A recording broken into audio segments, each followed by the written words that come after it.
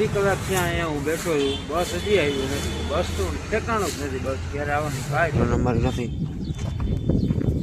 અમારી ટ્રેન તો આવવાની નથી, વાર છે બાકી. શીખવું આવે યાર અત્યારમાં. તો ગઈશ ત્યાં તો બસ ન મળી, હવે હાલીને જાય ગયો હવે.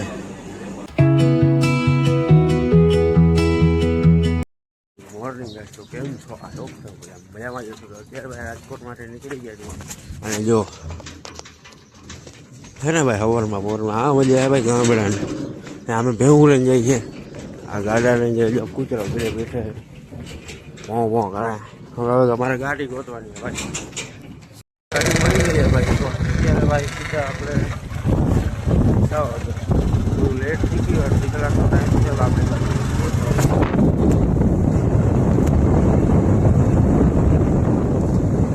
કાલસારી અહીંથી હવે કાલાવડથી કાલસારી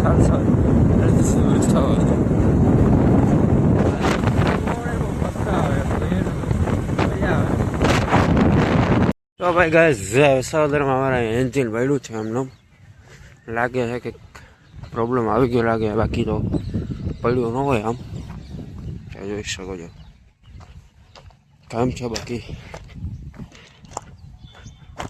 YDM 666 અમારી ટ્રેન ઉપડી ન જ હજી તો ટ્રેન અમારી નથી. અમારી ટ્રેન તો આવવાની નથી, વાર છે બાકી. શીખવું આવે યાર અત્યારમાં કેમ બાકી. હા જૂના હવે આ એન્જિન નથી જોવા મળતા. હવે થાય ને એટલે રીલ્સ આવે છે ને એ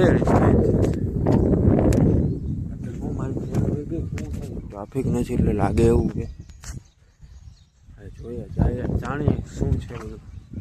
ટિકિટ બારીએ પૂછીએ બધું. તો ભાઈ ગાઈઝ જુનાગઢના રેલવે સ્ટેશને પહોંચી ગયા. ઓલી ટ્રેન જસ્ટ આવી, ટિકિટ બિકિટ લીધીને હવે આ ટ્રેનની વાત જોવાની. રાજકોટ વાળી આપણે આ ટ્રેન તો જાય છે વેરાવળ માટે.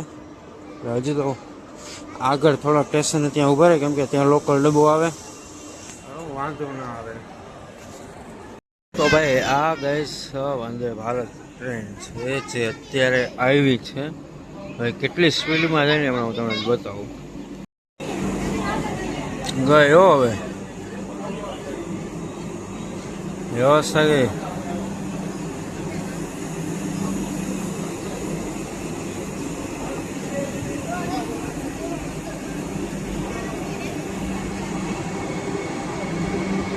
સ્પીડ પકડશો અત્યારે તો હજી શું કે રેલવે સ્ટેશનમાં આવેલું ધીમી ચાલે. બાકી લાંબી કેવડી તો હાવ ખાલી હો.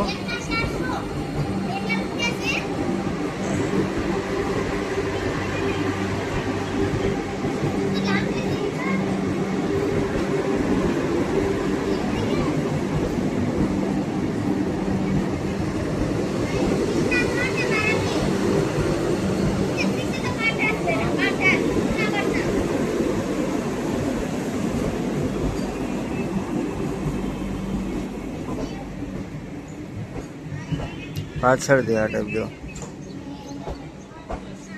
એન્જિન બદલવાનું જ નહીં.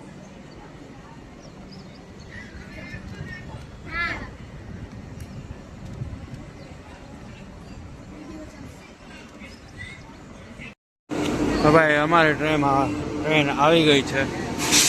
આ ટ્રેનમાં જવાનું યાર લોકલ ડબ્બો છે, લાસ્ટમાં છે. અવાજ ક્લિયર નહીં આવે. આ જે ડબ્બા આગળ એ પણ આગળની તરફ જવું, કેમ કે બહુ પછી રાજકોટથી હાલું બહુ અઘરું પડી જાય એટલા માટે. ભૂખ લાગી તો સમોસા લીધા, પણ આ લોકો ને ચટણી પણ નથી આપતા. 15 રૂપિયાનું એક સમોસું, 30 રૂપિયાના 2. ચટણી નથી દેવાની. એક મરચું આપે તમને સાથે, બીજું કાંઈ ના આપે. જો આ એમ જોરદાર બાકી ચટણી આપતી. ગાઈઝ આપણે ઉતરી ગયા છીએ રાજકોટના ભક્તિનગર સ્ટેશન સર્કલે. અને અહીંથી ભાઈ તડકાનુભાઈ ટ્રેનમાં એવી ગરમી હતી ને કે વાત પૂછો. અહીંથી હાલી જવાનું તડકે થોડેક સુધી, ત્યાંથી બસ આવશે લગભગ હેમોગઢી હોલ સુધી આવે છે ત્યાં અહીંયા સુધી ભક્તિનગર સ્ટેશન લઈ જઈશ સોરી ભક્તિનગર સર્કલ હવે જોઈએ ક્યાં જવાનું નક્કી થાય તડકા ઉપર ડિફરન્સ છે કે ક્યાં જવું એમ બસ ગરમી એવી લોહી પણ એવી લાગે અડધી કલાક ત્યાં અહીંયા હું બેઠો છું બસ હજી આવી નથી બસ તો ઠેકાણું જ નથી બસ ક્યારે આવવાની કાંઈ ખબર નથી આ જગ્યાએ હું બેઠો હું ભાઈ ગરમી ભાઈ એટલી થાય છે ને કે વાત પૂરી મજા અહીંયા આમ બસ જાય છે આમ બસ નથી આવતી કે તકલીફ હોય તડકો પાછો એવો હોય ને કે અઘરીનું ભાઈ બપોરનું તો ભાઈ રાજકોટનું બહુ અઘરીનું યાર હું એને શેડ્યુલમાં હોય ને કાંઈ જ ખબર નહીં પડતી યાર ભાઈ આપણે ટ્રાવેલિંગ કરીને આવતા હોય એમાંય પાછી બસું ના મળે તકલીફ એવી તકલીફ થાય ને કે વાત ગરમી એવી મોટું મોટું જોયું તો આમ પરસો એટલો પડે ને આજ પેલા 1:40 બેઠો હતો કે 2:20 થઈ ગયો અડધી કલાક ઉપર ગયો પછી બસ નથી આવી બસનું શું એને ઠેકાણા જ તો ગઈશ ત્યાં તો બસ ન મળી હવે હાલીને જાય હેમુગઢી હોલે અહીંયા બસ મળી જાય બસ શેડ્યુલમાં જો 35 મિનિટનું કીધું હોય હવે હેમુગઢી હોલે હાલી જવાનું છે હાલે જો ત્યાં તો બસ ચાલુ થઈ છે ત્યાં મળી જાય વાંધો નહીં આવે બાકી હાલવા મળ્યા છે આ રૂમાલ બાંધી લીધું તડકાનું બાકી હેરાન ન થાય તો ભાઈ ગાઈસ અમે 3:30 પોણા 4 આવ્યા હતા ભાઈ રૂમે પહોંચ્યો કલાક બસનું લેટ થયું બધું નાસ્તો કરવા બેઠા છે સોડા છે ભાઈ આમાં આ ભાઈ ઘરની આઈટમ છે શું કહેવાય ઓરિજિનલ દૂધ ઘીના પેંડા એમાં નહીં પડવાય નહીં પડવાય નાસ્તો કર્યો તો બતાવો દેખાડવું પડે ભાઈ ચપ્પલ બૂસ મારી ગયું બીજાના માર કર્યો આપણે દોસ્તાર